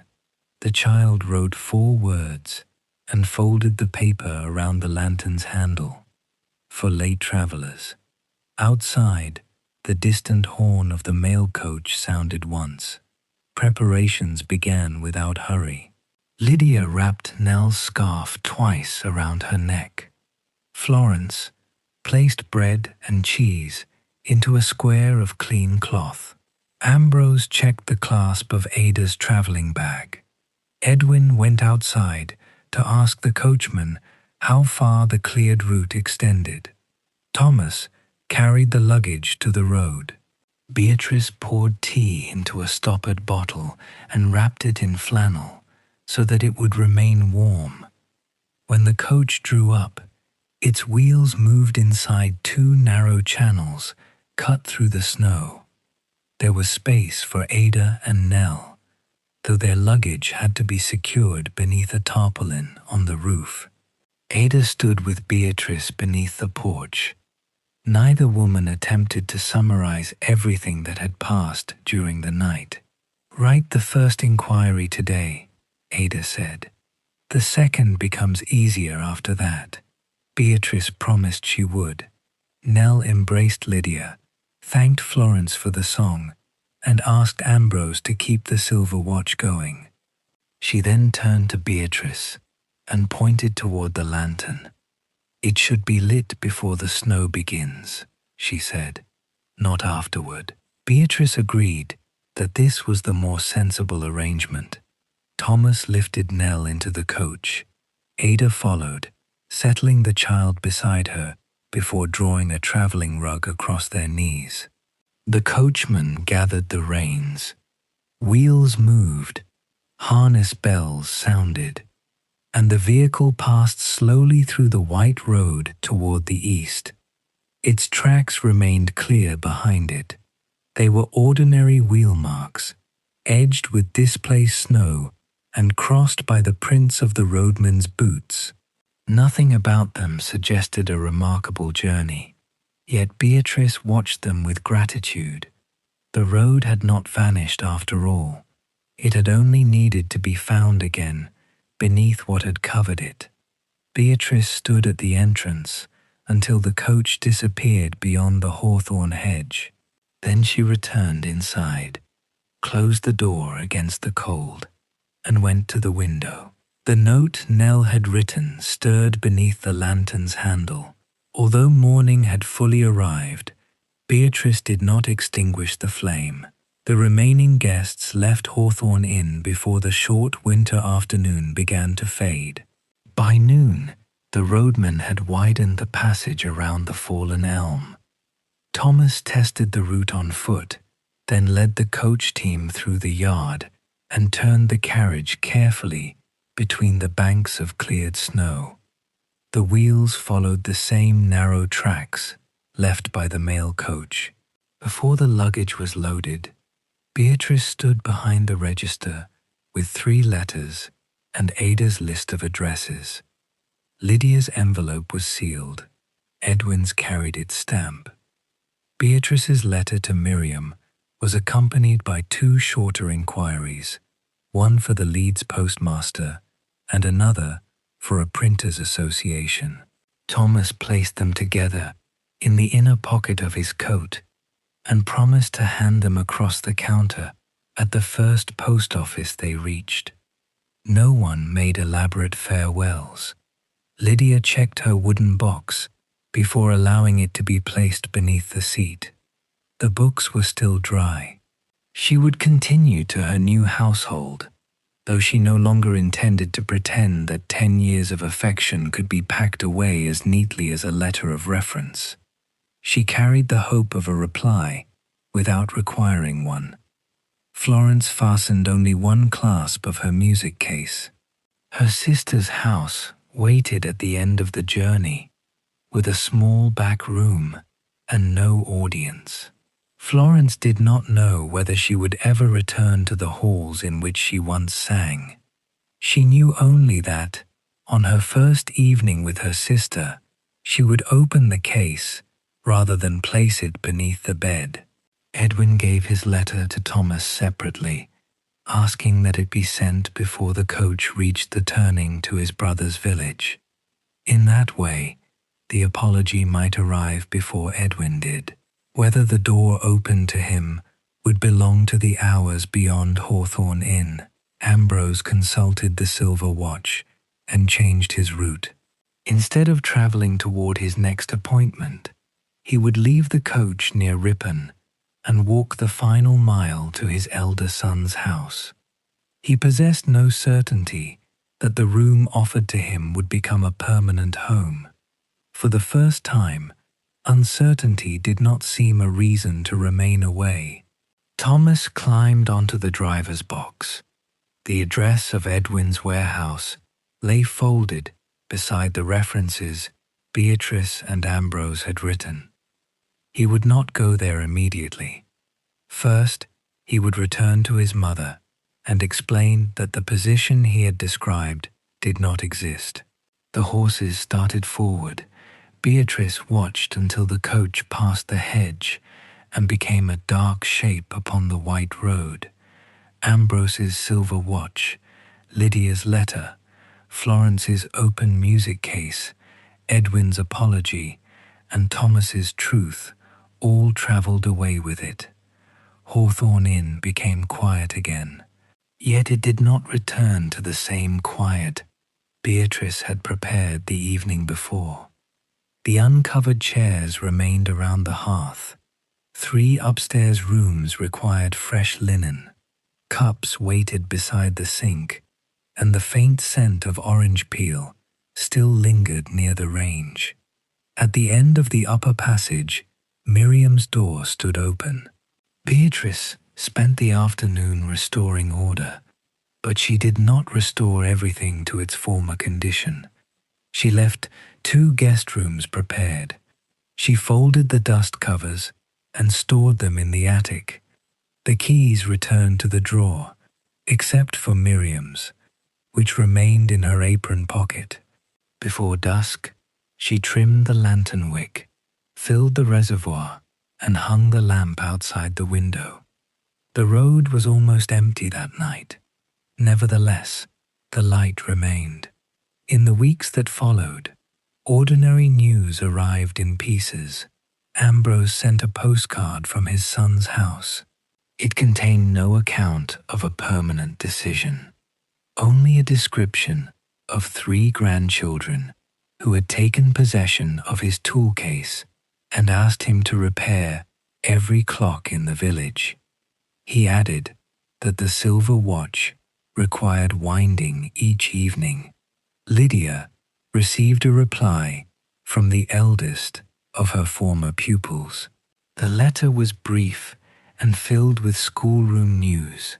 Near the end was a question about the proper voice for the king in the red-covered storybook. Florence's sister wrote to Beatrice because Florence did not yet trust herself to describe the evening. They had sung together after supper. No one else had heard them. Edwin sent no immediate news. Much later, a card arrived bearing only the name of his brother's village and the words, "We have spoken." Beatrice understood that this was enough. Thomas returned his borrowed coach as promised. After telling his mother the truth, he presented himself at the goods warehouse. The first work offered lasted only 3 weeks and involved more sweeping than driving. He accepted it.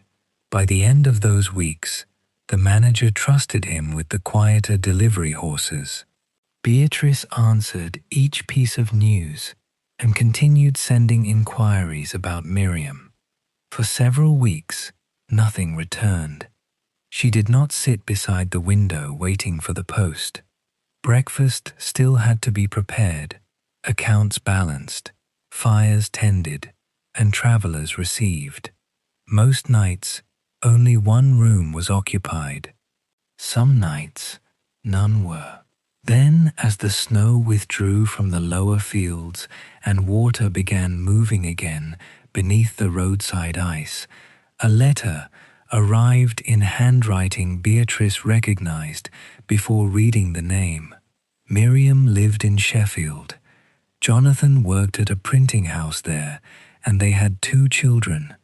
A former employer in Leeds had forwarded Beatrice's inquiry after recognizing Jonathan's name. The letter did not pretend that the lost years had been a misunderstanding. Miriam wrote that she had stopped sending letters because each unanswered one made the old words at the door feel more final. She had considered writing again many times and had been afraid that silence would answer her once more. She thanked Beatrice for apologizing. She did not yet know what could be repaired or how quickly, but when the roads improved, she and the children would come to Hawthorn Inn for a visit. Beatrice read the letter twice. Then she carried it upstairs. She opened the curtains in Miriam's room, aired the counterpane, and placed fresh water in the jug. In the empty vase, she arranged the first small branches of hawthorn leaf from the sheltered side of the hedge. She left the door open when she returned downstairs. Hawthorn Inn never regained the constant traffic of the coaching years.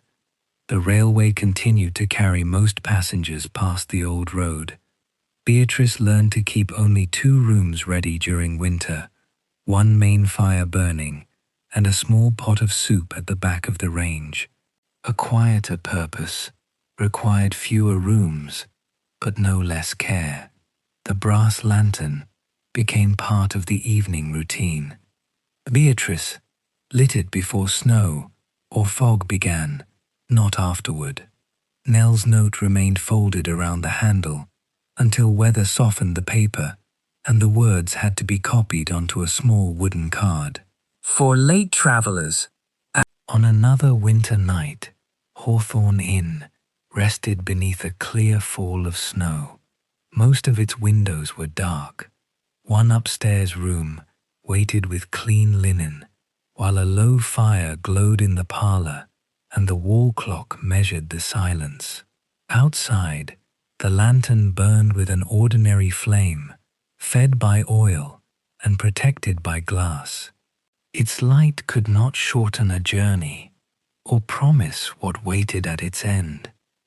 It could only show that the inn still stood beside the turning and that someone within had remembered the road. Within, the kettle waited on the range, the chairs stood ready beside the hearth, and one candle shone upon the open register. There was no guest yet, but readiness no longer seemed like wasted effort. Beatrice closed the door against the cold. She did not turn the key, and now the road outside Hawthorn Inn has grown quiet once more. The snow rests gently upon the hedge and the old stone walls. The fire has settled low in the hearth. The clock continues its patient ticking, and the lantern beside the window burns with a small and steady flame. There is no need to follow the travelers any farther. Their letters are on their way. Their roads are opening, and the inn will remain here through the night. Allow your own thoughts to become quieter now. Let them pass without needing to finish them, as softly as snow moving beyond a darkened window. You are warm, you are supported, and for this moment, there is nothing more required of you. The door is closed against the cold, but the light is still waiting. Rest now, and sleep well.